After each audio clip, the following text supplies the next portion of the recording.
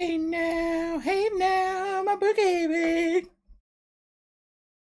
Y'all don't even know the lyrics, man. I'm slow. I'll be a little bit slow. Doing the microphone check. We doing the microphone check. See what the people think.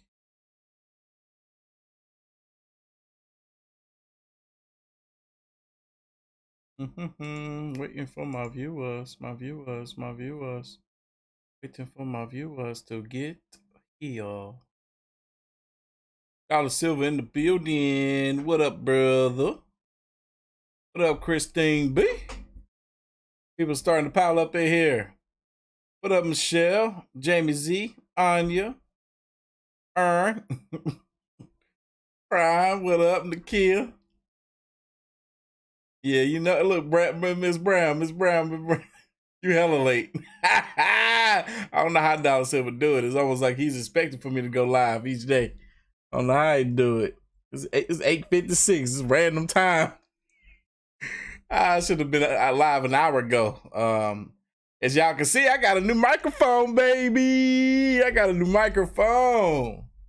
And we testing it out. Y'all let me know. Let me know how we sound. Am I too loud? Do I need to turn it down a bit? Can y'all hear the audio from the video? Is it too loud? There are certain stories that legitimately just seem too strange to be true. That was a little sample. Let me know how we sound. This is an audio check. Before we get the thing rocking and the rolling. RNY, yes you did catch a live stream, baby. If this is your first time catching a live stream, you gotta leave FTL in the chat. FTL in the chat. Y'all, this is a special day. This is an anniversary day celebrating my mother's birthday, March 7th. I was like, I'm gonna go ahead and do a live stream, kind of in honor of her. Got a buddy that's coming over to bring me a super late birthday / Christmas present. I got a bunch of t-shirts from that I want to give him that the fat me can't wear no more. They're extra large and I'm double extra large now. And I'm growing again. And it's not in a good way. Yo, Miss Christine Ungifted. 5 new channel members, y'all. We got Philip. Who else became Miss Tristan? Who else? Cole. Melissa. Who snatched the last one? Emily. Got new channel members in the building, y'all. 5 new channel members in the building. Welcome, everybody. You say we sounding good? Perfect sound? Sounds great. Okay, I'm liking it. No, we can't get 2 Mrballen reactions tonight. Like I said, I got a buddy that's on his way. Actually, he should be here in the next 15 minutes or so. And this video about 30 minutes long. So I need to get it going ahead and rocking and rolling. So we about to do just that as soon as we hit that magical number. Miss Dead, shout out to you. Thank you for the dono, big baby. She dropped $2 on my Cash App. If you want to donate to my Cash App, that is $Artofkickz. Artofkickz. That's right, baby.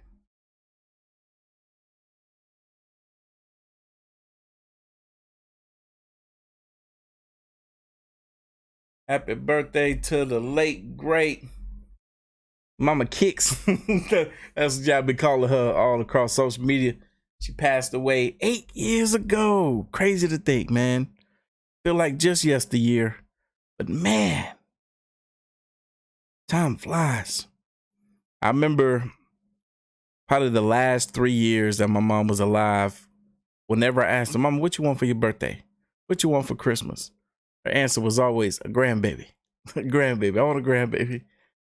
And I remember, I'll never forget. It used to sadden me to hear her ask for a grandchild, because I was like, Mom, this is exactly what I told her. I was like, Mom, I have yet to become the man that I need to be to bring a child into this world. But once I do so, best believe you will get your grandchild. And I still plan on doing just that.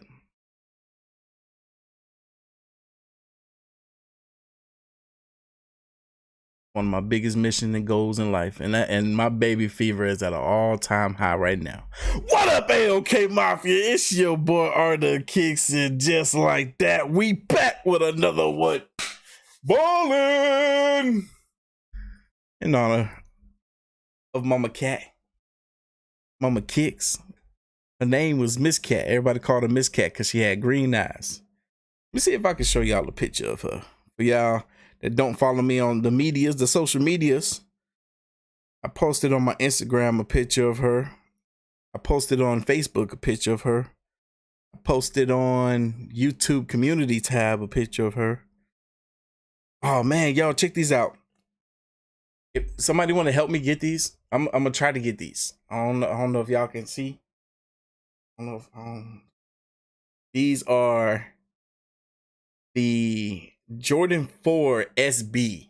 SB stand for skateboard. I don't know why they're making a skateboard version of Jordan 4s, but look at that with SB on the back. I gotta have them. I gotta have them because, you know, skateboarding was my everything growing up, and I would love to get back to it. Let me see if I can show y'all the picture. I'm actually, let me see. Dang, can I do that? I know another way I can show y'all the picture. Hold on. I know another way I can show y'all the picture big. I'm gonna do it big. All right.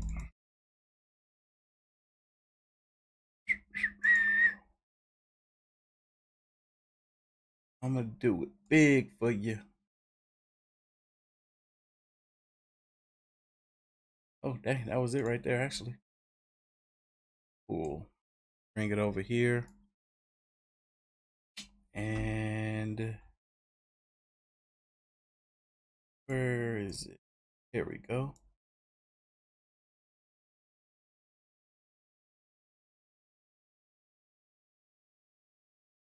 There we are.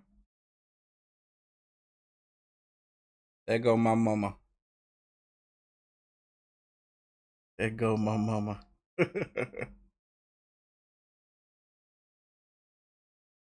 That's the lady. That's the lady that brought me into this world. Shout out to Ashley M for the donate. She says, always enjoying the live streams. Thank you. We're about to get to this bowling.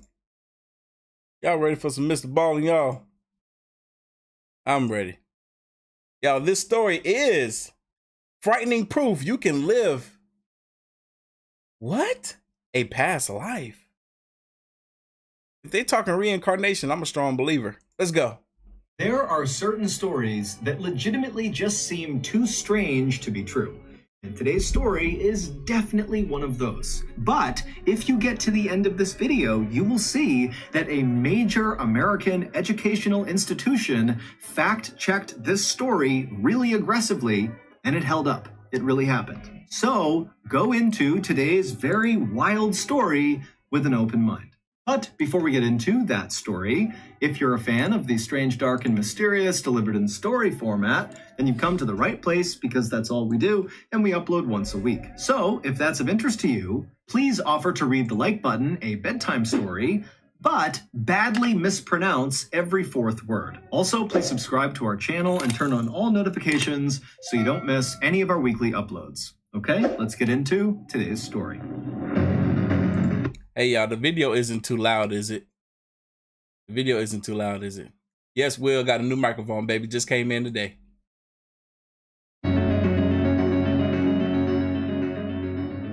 At the end of December in 1984, in a little village in northern India, a young woman named Sumitra had her first child with her husband. And right away, Sumitra fell in love with her little baby boy. She had always wanted a baby, and now that she had one, she carried him with her everywhere, strapped to her chest. And any time she had a free hand from cooking or housework, she would use it to pat his head or tickle his feet. Life was not easy for anyone in Sumitra's village, which was located just south of the Himalayan mountains along the Ganges River. Thank you, Ashley, for the birthday, for the happy birthday for my mom. Sumitra's village was very poor. People lived in mud huts with thatched roofs, they had no electricity, and basically no one had any formal education. As for Sumitra, her life was especially challenging, even relative to her peers, because when she was very young, her mother died, and then her father had to go away all the time for work, and so she was left alone a lot and basically was raised by a cousin. And now, even though she was married, her husband also had to travel quite a bit for work. And so Sumitra, she lived with her husband's parents in their hut, but the reality is she wasn't nearly as close with them as she was with her own family, and her own family was nowhere nearby. And so Sumitra's life was really quite lonely, even as an adult. And so when Sumitra had her baby, it was like for the first time in her life, she didn't feel alone, and she was excited about her life. She was happy that something was finally going the way she wanted it to. Look, I just talked about having baby fever, and now this. Oh man, come on now. Why is the story like this? What? I'm over here thinking it's been on my mind all day. My mom so badly wanted a grandkid, and I wish I could have. That was one of my goals. Was to, I didn't get to meet my grandmother because my grandmother passed away before I was born, and it's gonna be the same thing for my mom. Unfortunately, she's not gonna get to meet her grandchild. Oh. But then, one day in early 1985, everything changed. That day, Sumitra, with her son attached to her chest, was walking into town to get water from the well. And as she was walking along the dirt path, she suddenly came to a stop, very rigid, and she dropped her bucket on the ground. A couple of other villagers who were nearby heard the bucket fall. They turned and looked at Sumitra, who was standing there totally rigid. And so one of these villagers, who was very concerned, walked over to Sumitra and asked her what was going on. But Sumitra, she didn't say anything. She just stood there frozen. And this concerned villager looked down at Sumitra's hands, and her fingers were bending back so hard it almost looked like they might break going in the other direction. And then this villager, before asking any more questions, looked up at Sumitra's face, and her eyes had rolled back into the back of her skull, and she had begun grinding her teeth so hard that it was making this loud cracking sound with every movement of her jaw side to side. And so this villager was totally terrified and backed up for a second, and right as they did, Sumitra's baby, who was still strapped to Sumitra's chest, began hysterically crying. And so the combination of Sumitra's baby crying... Was this woman being possessed? What? And these other couple of villagers who were staring at Sumitra, who's standing there in this very grotesque... That's right, Brown and Press. She will definitely, most certainly meet my child, her grandchild, in spirit. Attracted the eyes of other nearby villagers, and soon there was a crowd of people just standing there looking at Sumitra, not sure what to do. And then, just as suddenly as Sumitra had fallen into this trance, it stopped, and Sumitra, she kind of shook her head, she fluttered her eyes, and she looked around, and then suddenly became aware that her son is hysterically crying, and also there's this crowd of people all around her. She has no idea why, and so feeling really embarrassed, but again, not knowing what's going on, Sumitra quickly picked up her water bucket, she held her son and hustled out of the crowd of people and made her way into town where she would get water. When Sumitra came back from the well and was back near her hut, she didn't tell anyone about what had happened on the way to the well. Frankly, she couldn't really remember what happened. And so Sumitra... That's exactly what I was about to say. Does she even remember what happened to her? Sumitra told herself that whatever happened on the trail to the well, that trance she fell into, it had to be a one-time thing, likely brought on by stress and sleeplessness from having a new baby. I don't know. That sounds more demonic, what happened to her. Thank y'all. I'm glad y'all liking the new mic. Let me actually let y'all get a better look at how this mic looks. It's an RGB light. It's an RGB mic, so it's kind of like changing colors. I will have it linked down in the description box below. How much did I pay for this mic? I don't think it was that expensive. It's plastic, but it's pretty cool. Look, I can mute. And I can just touch it back and it just unmutes. It's pretty cool. I don't even know how it does that because it's just like a plastic cap up here, but I can tap it. And I tap it just again and it just comes right back on. I don't know how that works. I don't know. Got some type of touch sensor in it. But let me show y'all real quick. Sorry, I disrupted the story, which I want y'all to see how dope this thing is. If I can remember how to. I don't remember. Oh, there we go. Bam. So you can see all the different color changing. Because when it goes to green, obviously with the background, it disappears at the bottom. You see Mr. Ballen's hands waving through it. Let's go back. Let's get back to the story.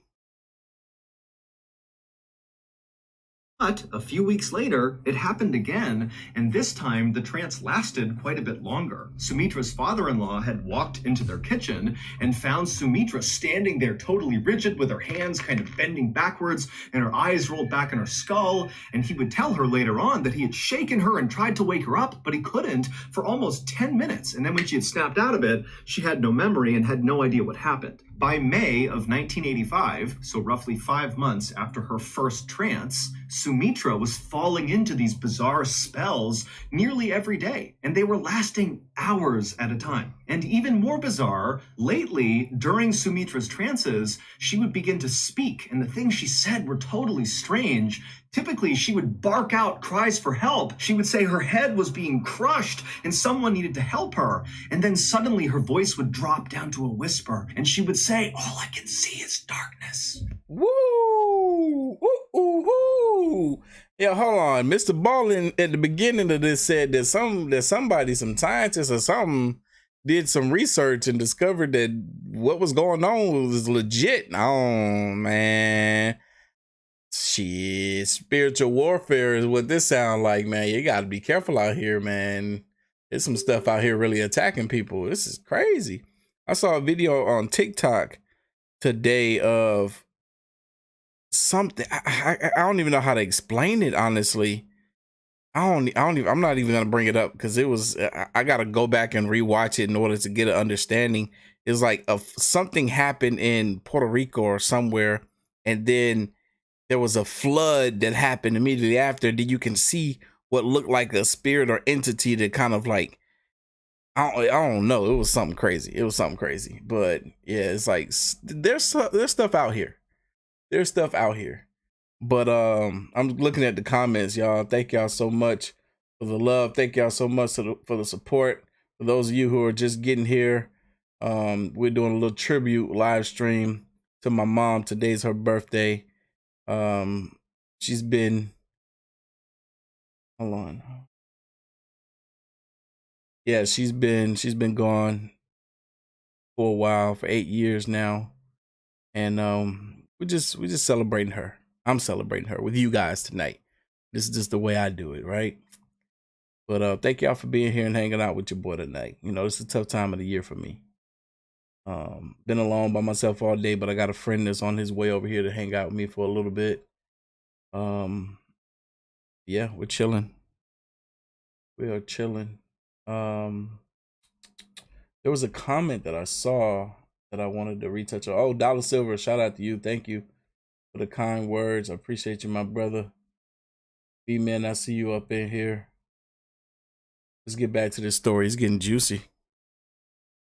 She would bark out cries for help. She would say her head was being crushed and someone needed to help her. And then suddenly her voice would drop down to a whisper, and she would say, "All I can see is darkness." Sumitra's family would contact the local medicine man, who would come out and examine Sumitra, but he couldn't figure out what was wrong with her. Besides her trances, there seemed to be absolutely nothing wrong with her. She was the picture of good health. And then on July 16th, 1985, so roughly 6 months into these trances, Sumitra would fall into another trance while she was cooking, and during this trance, she would speak. Except when she spoke, she was very calm, and she just said, "In 3 days, I'm going to die." By this point, Sumitra was terrified of whatever was happening to her, and she was totally exhausted, and so was her family. Sumitra had stopped caring for her son, who was now about 8 months old, because she was afraid that at any moment she could fall into a trance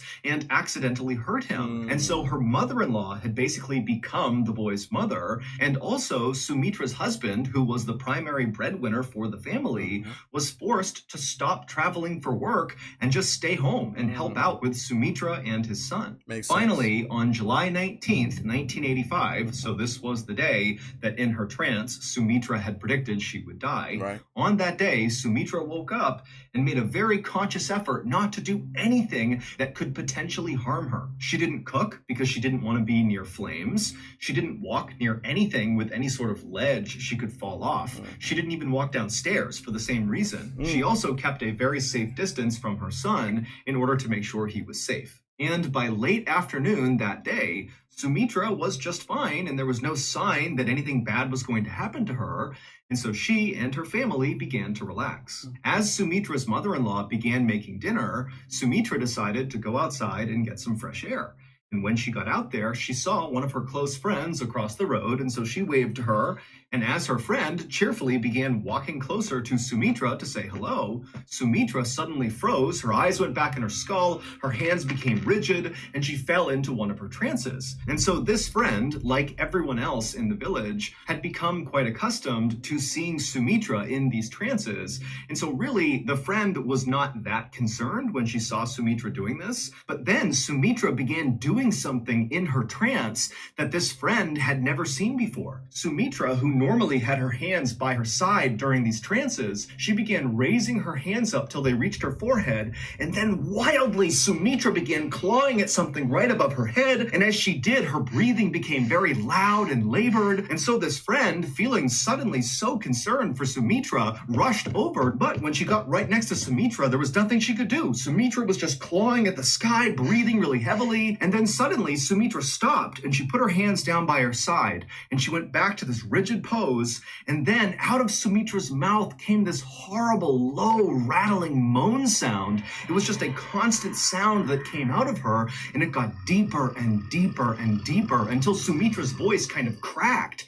And then suddenly Sumitra went totally still. And when this happened, Sumitra's friend, who was right next to her, realized Sumitra, even though she was standing upright, she was not breathing at all. It was like she was a statue. And so this friend began screaming for help. And so Sumitra's in-laws and her husband and other villagers who heard this cry, they came running outside and they quickly circled around Sumitra. And then a few minutes later, the medicine man arrived. He broke through the circle, went right up to Sumitra and began checking her out. He checked her pulse, he checked her heartbeat, he kind of looked inside of her mouth, he looked in her eyes, and then after a minute, he stepped back and he just said, "She's dead." Sumitra's husband fell to his knees, and Sumitra's mother-in-law, who was carrying Sumitra's son, began crying. All the while, Sumitra's body still remained totally upright and rigid in the middle of all these people. What the freak? Yo, oh my God. Wait, falling back. Oh my God. This is crazy, y'all. The fact that, yo, she was really haunted. She was really possessed by something. This woman it told her she was gonna die in 3 days. And it killed her. It did it. What the actual freak of nature? Hold on. See people asking about the microphone. Let me see. Like I said, I'm gonna have it linked at the end of this live stream. How much did I pay for this microphone? I'm cheap, y'all. It was $54. Not a bad price for a nice microphone, huh? $54. So for those of you trying to get your channel going and live streaming and podcasting, I'm gonna go ahead and send you the link to this same microphone. It's gonna be linked at the end of this video. But y'all, what? I am tripping right now. And this is one of those cases where it's like so much stuff has happened in the world. Mrballen literally has endless stories. God, thank God for Mrballen. With her hands tight by her side and her eyes rolled back and her face frozen in what looked like a silent scream. Eventually, the medicine man and Sumitra's father-in-law stepped forward and lowered Sumitra's frozen, rigid body onto the ground. That is so crazy. This woman died standing up. I don't even know, man. I feel like she was somewhat still alive, even though she stopped breathing. She was just kind of trapped in her own body, just eyes wide open. They didn't say that, but it seemed like they were.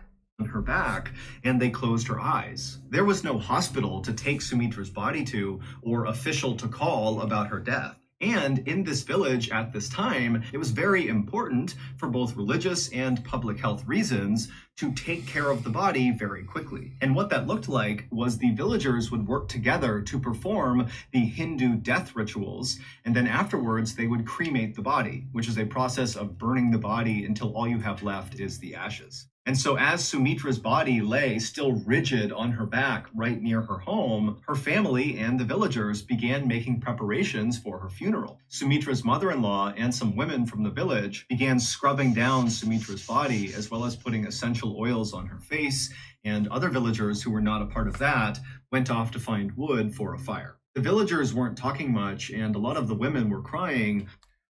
Philip. Shout out to Philip. Thank you for the Cash App donation. Again, if you want to donate to my Cash App, it is $ARTOFKICKZ, Artofkickz. But it wasn't just grief they were feeling, it was also fear. They all knew about Sumitra's trances. They happened all the time for months. But what the villagers couldn't wrap their heads around was the idea that during one of these trances, Sumitra had accurately predicted her own death. And so now the villagers couldn't help but think that dark forces were at play here, that maybe Sumitra was possessed, and now whatever had possessed her and killed her is somewhere in the village. And so that night, as the sun started to go down, normally kids would be out playing in the village, but their parents said, no, come inside, it's not safe outside. And so for the most part, the only people who were outside that night were the women who were still cleaning and prepping Sumitra's body for her funeral. And at some point, one of the women who was doing this was brushing out Sumitra's hair. And as she did that, she suddenly stopped and she backed up and screamed and pointed at Sumitra. And then the other women all around Sumitra's body, they looked over at what this person was pointing at, and they too saw it and screamed, and everyone began scrambling to try to get away from Sumitra as fast as possible. What all these terrified women were seeing was that Sumitra, her eyes were closed, but her eyes were darting left and right, so her eyelids were kind of fluttering. And then suddenly Sumitra's chest filled with air, and then she breathed out a long, loud exhale, and then she opened her eyes and she sat bolt upright and began looking around. And the other women who were terrified, they're looking at her and they were struck by how completely healthy and normal Sumitra now looked, even though for the past 45 minutes she didn't have a heartbeat and was totally pale and looked completely dead. Sumitra wiped the essential oils from her face, and then she stood up, and as she did, the medicine man, he had heard all the commotion and ran over, and he ran to Sumitra and kind of assisted her and got her to stand on her feet because she was a little bit wobbly. And then the medicine man performed a checkup on Sumitra, checking her heartbeat, her pulse. He looked at her mouth, he looked at her eyes, and then he asked Sumitra, how are you feeling? And Sumitra said, I'm okay. And then the medicine man, he kind of turned to face this now huge crowd of onlooking villagers, and the medicine man had a big smile on his face, and he said, you all have just witnessed a miracle. Sumitra is back from the dead.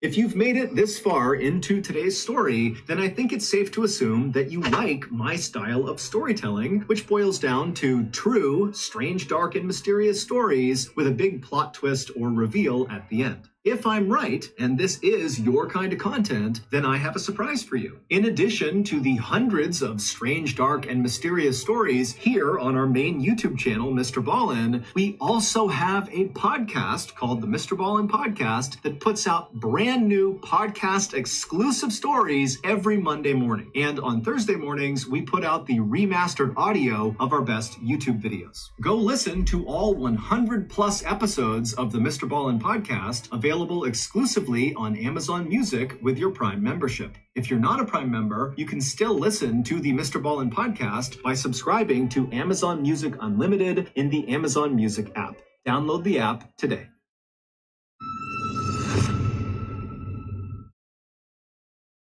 Sumitra's husband and her in-laws were too shocked to say anything or really even react. But then suddenly, Sumitra's husband was overcome with joy and he ran forward to hug Sumitra. But as Sumitra turned and saw him coming towards her, she backed up suddenly and put her hands out to protect herself from her husband. And immediately the medicine man, he kind of stepped in between the husband and Sumitra. And he patted the husband on the shoulder and said, you know, she's been through something very traumatic. You need to give her time and space to recover. And everybody in the village who saw this happen, they were accustomed to whenever Sumitra fell into one of her trances, when she came out of them, she oftentimes was a little bit confused.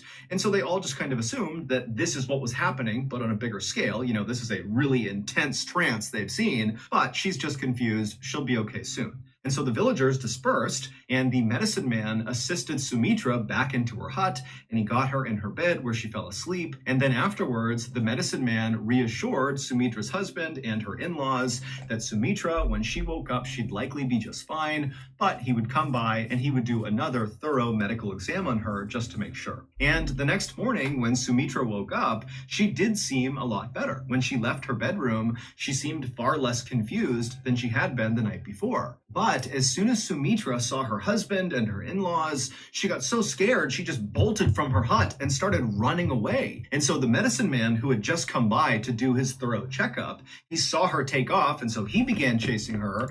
I'm confused. Does she have amnesia now?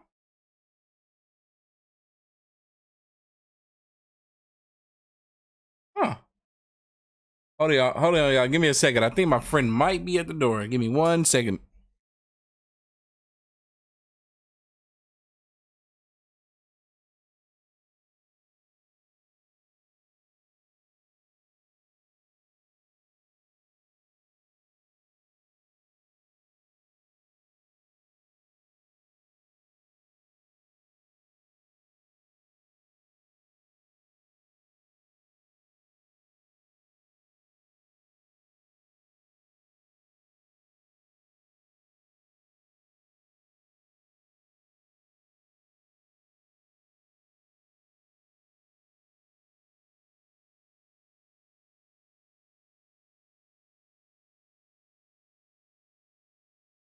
All right, I'm back. Nope, he's not here yet. As well as Sumitra's husband and father-in-law. They took off after Sumitra. And finally, when Sumitra's husband caught up to Sumitra, he grabbed her by the arm to stop her, and Sumitra ripped her arm away from him, and she said, "How dare you touch another man's wife?" And as the husband kind of ushered Sumitra back towards their house, she continued to say, "You're not my family, this is not my home." And then finally, Sumitra's husband and the medicine man had to literally drag Sumitra to get her to go back inside the hut. And as they dragged her inside, she kept screaming that her name was Shiva Duetti and her in-laws had killed her. Over the next couple of days, the medicine man and Sumitra's family tried everything they could to try to snap her out of what seemed like a really long trance, but nothing they did worked. It seemed like Sumitra had just kind of lost her mind. Sumitra began refusing to touch her beloved son and instead would demand that someone bring her Rinku and Tinku, but when no one knew who or what she was talking about, Sumitra would just get furious. Sumitra had never gone to school and so did not know how to write, but now suddenly in this new trance that she was in, Sumitra would go inside of her bedroom and write these long, totally unhinged sounding letters to total strangers, asking them to come please take her home. And when she wasn't doing that, she was typically outside in the courtyard looking at a scar on her foot, wondering how she got it. Sumitra also began wrapping her sari,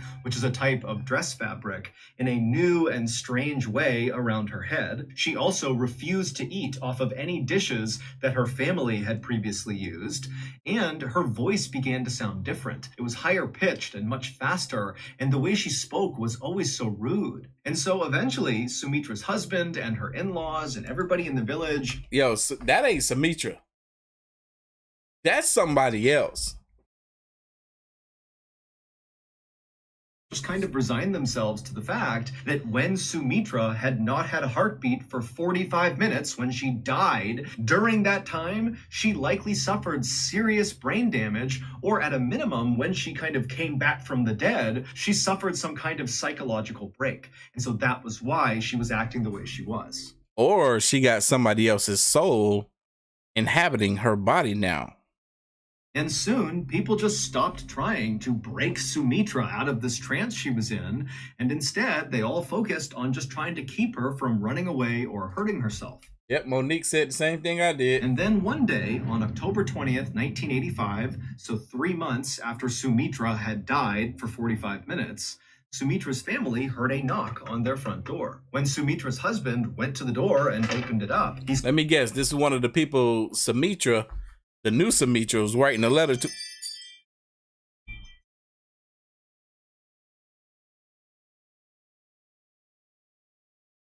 Hey, bro, open the door. It should be open.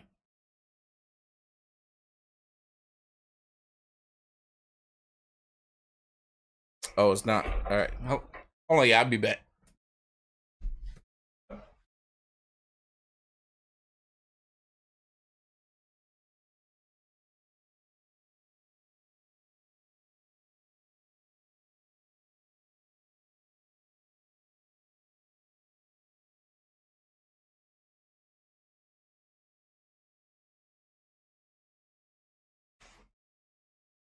saw there was this older gentleman standing there wearing a suit and nice shoes, standing several feet back from the door, as if he was kind of shy but felt compelled to knock on the door. Now, right off the bat, this man looked totally out of place to Sumitra's husband.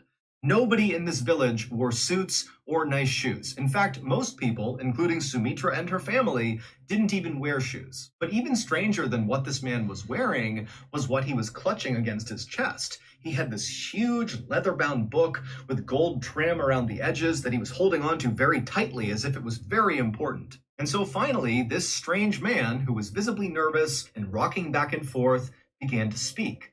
But his voice was so low, Sumitra's husband had to lean forward just to hear him. The man said his name was Ram Tripathi, and he wanted to know if there was a young woman living in this home who had recently begun acting differently. Sumitra's husband had no idea who Ram Tripathi was. He didn't know this guy. He certainly didn't know where he came from. But what was going through his head was, how is this stranger who's dressed in a funny way, who's got this weird book, how is he aware of the issues my wife is having? And so after a long pause, Sumitra's husband just kind of looks Ram Tripathi up and down a couple of times and then says, "Wait right here, I'll be right back." Then Sumitra's husband turned around, he walked through the hut into Sumitra's bedroom, and kind of matter-of-factly, he said to Sumitra, who was sitting there writing another letter, that there's a strange man outside named Ram Tripathi, and he's asking about you. Sumitra's husband expected Sumitra to just turn and look at him with a blank stare, like she had been doing the last few days. But this time she turned and looked up at him with a huge smile on her face, and then she leapt up and ran to the front door and leapt into the arms of Ram Tripathi. And Ram Tripathi, he was kind of taken aback, still holding his book, not really reacting to what Sumitra was doing. And at some point, Sumitra leans in and whispers something into Ram Tripathi's ear, and Ram Tripathi, he reacted to it very negatively. He kind of looked up at her and looked over at Sumitra's husband like something was wrong, but Sumitra's husband couldn't tell what Sumitra had said, and so the whole situation made no sense to Sumitra's husband, and apparently it also made no sense to Ram Tripathi. And so pretty quickly, Ram Tripathi kind of pushed Sumitra off of him and took a few steps back and looked at Sumitra and said, "What's your name?" And Sumitra is now looking at Ram Tripathi with a look of anger and betrayal on her face. She says, "My name is Shiva Dwivedi." Ram Tripathi, after hearing this, did not respond, and instead just kind of gestured over to a low wall just outside of their house for he and Sumitra to go sit down on. And so he walked over, and Sumitra followed him. They sat down, and Sumitra's husband, he walked over, but he stayed a couple of feet back standing up. And once Ram Tripathi was sitting down, he lowered his big leather-bound book and he opened it up, and inside were all these photographs. And right away, Ram Tripathi pointed at one of the pictures, which contained a bunch of people in it, and he turned to Sumitra and he said, "Can you identify who's in this photo?" And Sumitra, she looked at the photo and immediately began rattling off names that were all correct. These are people that Sumitra's husband, he's looked over, and he's got no idea who the people are in that. Y'all, this is amazing. This really happened. This is amazing. This is one of the greatest stories I've ever heard. photo. And so after Sumitra correctly identifies that photo, Ram Tripathi turns the page, he picks out another photo, and he says, can you identify who's in this photo? And again, Sumitra, one by one, would name correctly all the people in the photo. And then finally, Ram Tripathi took a sigh, and he flipped the page one more time, and he pointed to one particular picture which contained one person. And he looked at Sumitra, and he said, do you know who this is? And Sumitra, she would look over at the photo, and instead of immediately saying the name, she paused. She kind of began to breathe heavy, and she seemed kind of angry. And then she looked at Ram Tripathi, and she said, I know who that is. That's my sister-in-law, and she killed me by hitting me over the head with a brick. And at this, Ram Tripathi dropped his book on the ground, and he turned and embraced Sumitra as hard and as intensely as she had when she had run out and leapt into his arms. And he and Sumitra, they hugged and cried for a long time. And then finally... No freaking way. I don't know why I just got so emotional. I'm over here tearing up right now. This woman knows that her sister-in-law killed her.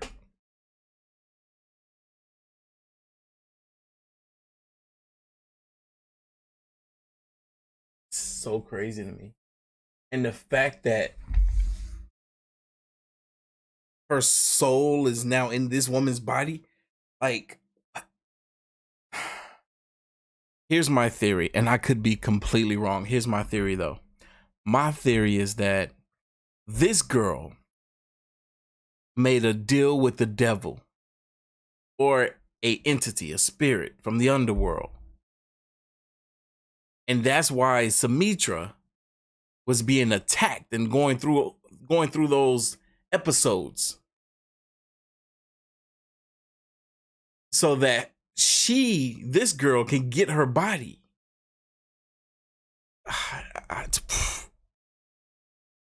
This is crazy. And they separated. Ram Tripathi turned to Sumitra's husband, who's still just standing there, totally bewildered, and he tells him, let's go inside and I'll explain everything. Once Ram Tripathi was inside with Sumitra and her family, he told them an unbelievable story about a woman named Shiba Duety. Shiba Duety was, of course, the name that Sumitra for months had been saying was her own. But over those few months, her family had just assumed that that name meant nothing and that what she was saying was nonsense because of her brain injury. But Ram Tripathi would tell them that Shiba Duety was the name of a young woman who lived in a city none of them had ever heard before. Both of them were so pretty. Both of these girls are so pretty.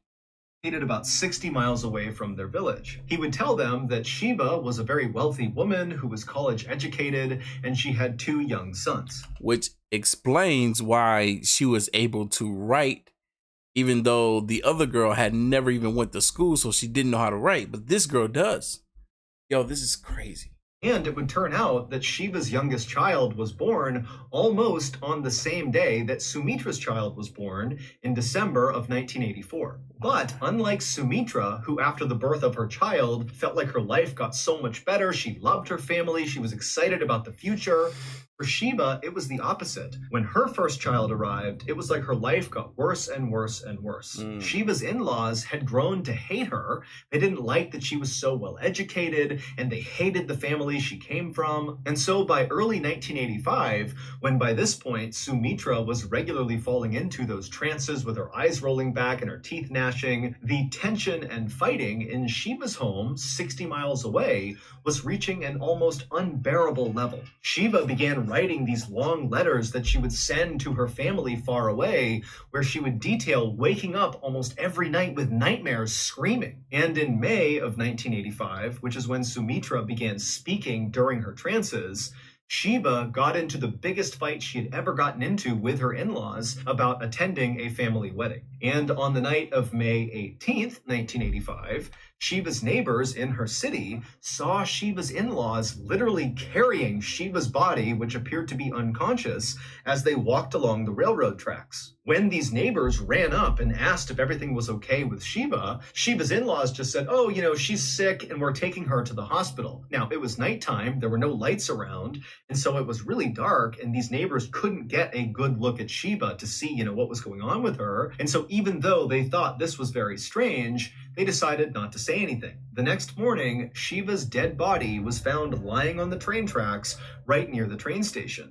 And so someone raised the alarm, and before long, Sheba's uncle and sister ran to the train station. And when they got there and saw Sheba on the tracks, they also saw Sheba's in-laws were already there. And when they spoke to Sheba's in-laws, they told the uncle and the sister that it looks like Sheba must have jumped in front of a train to commit suicide.